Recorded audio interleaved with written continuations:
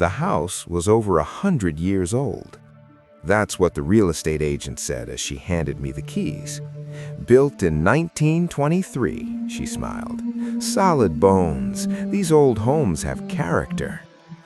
I didn't know back then that character was another word for memory.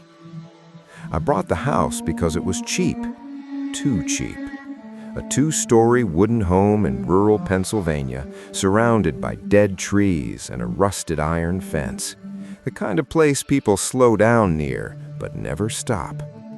The previous owner died inside. Heart attack, they said. Natural causes. The first night was quiet. Too quiet. No traffic noise, no wind, not even insects. Just the sound of the house settling, or so I told myself. At 2:11 a.m., I heard footsteps upstairs. Slow, heavy, measured. I froze in bed. I lived alone. The footsteps stopped right above my bedroom. Then came the sound of furniture scraping, something being dragged. I grabbed my phone and turned on the flashlight. The upstairs hallway was empty, but the guest room door, the one I hadn't opened yet, was slightly ajar. I closed it and went back downstairs. The next morning, I noticed something strange. The house smelled warm. Not mold, not dust, like breath. Over the next few days, the house started changing. Doors I closed were open again. Lights flickered only when I walked past them. The temperature dropped suddenly in certain rooms, especially the guest room. I decided to avoid that room entirely. On the 5th night, I heard whispering. Not voices, just breathy sounds, like someone trying to remember how to speak. The sound came from inside the walls. I called my neighbor, an old man named Frank. He stared at my house for a long time before speaking. "You shouldn't sleep there yet," he said. "Why?" He swallowed. "It's not done with you." That night, I dreamed I was standing in the guest room. The walls were closer, breathing. The floor pulsed beneath my feet like a slow heartbeat. And the house whispered one sentence over and over.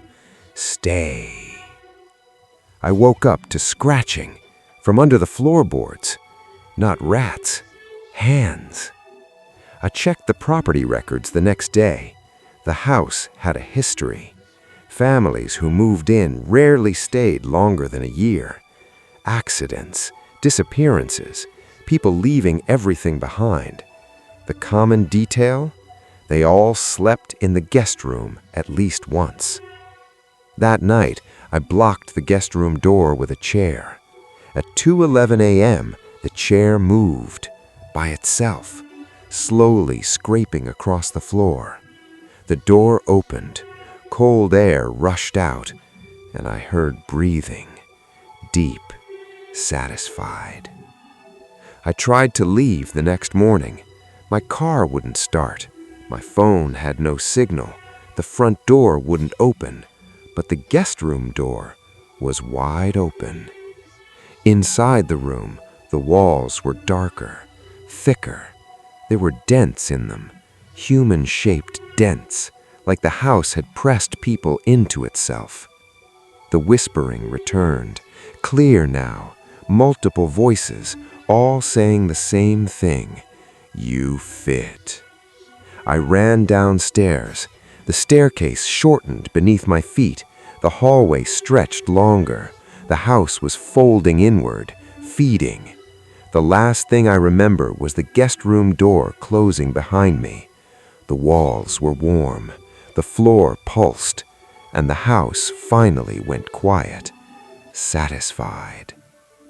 A month later, the house went back on the market. Fresh paint, lower price. The listing said, "A charming historic home with great character." And somewhere inside the walls, something new learned how to breathe. I never believed houses could remember people until I lived in one. The house was over 100 years old, sitting alone at the end of a quiet street in rural America. Weathered wood, tall windows, a front porch that creaked even when no one was standing on it. The realtor said it had character. What she didn't say was that no one had stayed longer than a few months.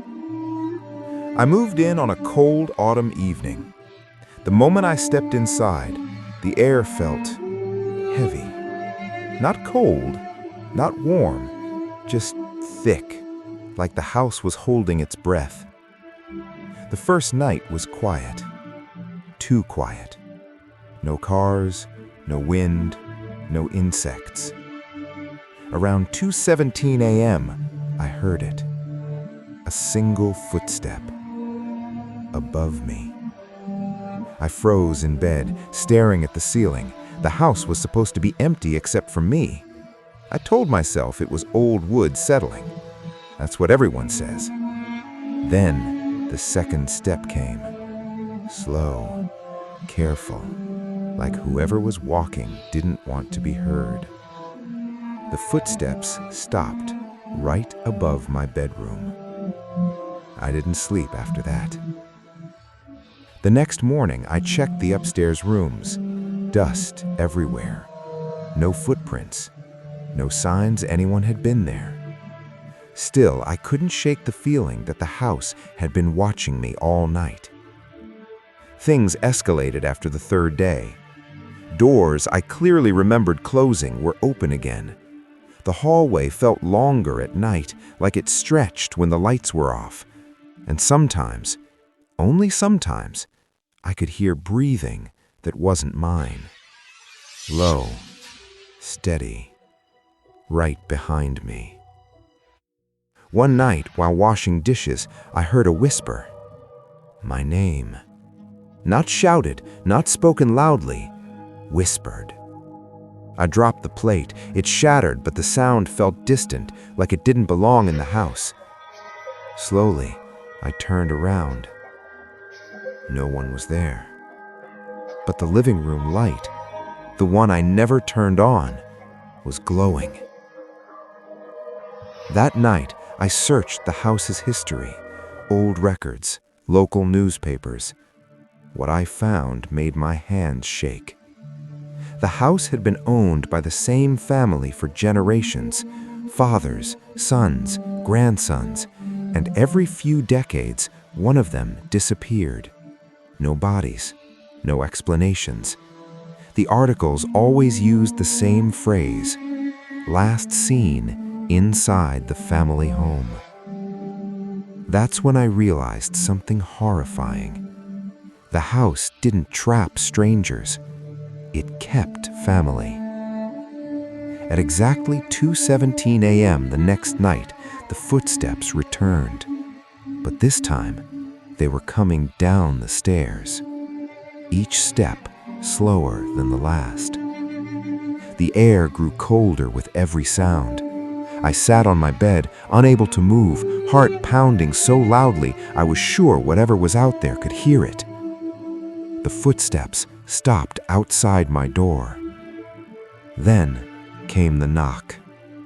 3 slow taps. I didn't answer. The door handle turned anyway.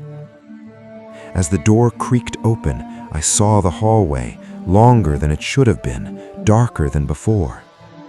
At the end of it stood a figure, barely visible.